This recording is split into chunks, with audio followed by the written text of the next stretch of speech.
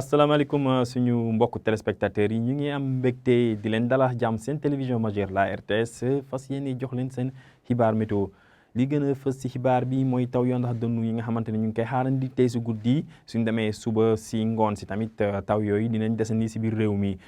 tàngaay bi nag dina wàññeeku bu baax a baax si biir réew mi suñu xoolee suñu naatal satellite bi nañ gis ne que asamaan bi dina bëri ay niir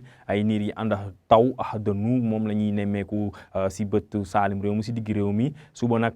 taw yooyu si sow réew mi foofu lañ koy gën a nemmeeku wàllum prévision bi tey su guddi nañ gis ni suñu xoolee suñu naatal bi que suñu demee jëlee bët saalim réew mi dem digg réew mi ba si ba diggante Linguère ak Louga nañ gis ne que asamaan bi dina bëri ay niir yi nga xamante ni niir yu ànd ak taw ak dënnu lay doon wante suñu demee diggante Saint-Louis ak Podor nañ gis ni que niir yooyu du ñu ànd ak dënnu te niñ fa nemmeeku ay taw yu yamamaay wàllum tàngaay guddi bi suñu xoolee suñu naataal bi nañ gis ni que si penku réew mi diggante Kédougou Bakel ak Matam ko tàngaay guddi bi dina wàññeeku bu baax ñu ngi xaarandi 20 degré ak benn si Matam suñu demee diggante Bakel ak Kédougou foofu ñu fay xaarandi 20 degré ak ñaar lu des si réew mi nañ gis ni que température nañ dem 20 degré ak ñett diggante Ziguinchor ba Kolda dem ba 20 degré ak juróom benn si gox-goxaan yi nekk wetu Dakar ak Fatick 20 degré ak juróom benn mooy température bi nga xamante ni mooy gën a bu gën a élevé moom la ñuy natt si zone yooyu kon loolu may waral ni que tàngaay guddi bi foofu dina fa tar bu baax suba nag asamaan bi dina bëri ay niir si bët gànnaar réew mi diggante Saint-Louis Podor dem ba Matam wante ñu ngi xaarandi ay taw yu ànd ak dënnu taw yooyu nag diggante Ziguinchor ba Kédougou yéeg gox-goxaan nekk wetu Tamba Kaffrine ba Kaolack foofu la taw yu ànd ak dënnu yi foofu lañ koy nemmeeku suñ demee si soo réew mi diggante Dakar Mbour dem Diourbel ba